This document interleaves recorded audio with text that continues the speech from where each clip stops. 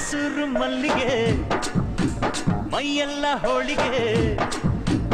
ಅಂಗಾಂಗ ಅರಳಿಸಿ ಪಂಚಾಂಗ ಓದಿಸಿ ಪಲ್ಲಂಗ ಹಾಸಿ ಬಿಡುವೆ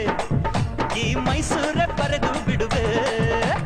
ಮೈಸೂರು ಮಲ್ಲಿಗೆ ಮೈಯೆಲ್ಲ ಹೋಳಿಗೆ ಅಂಗಾಂಗ ಅರಳಿಸಿ ಪಂಚಾಂಗ ಓದಿಸಿ ಪಲ್ಲಂಗ ಹಾಸಿ ಬಿಡುವೆ ಈ ಮೈಸೂರ ಬರೆದು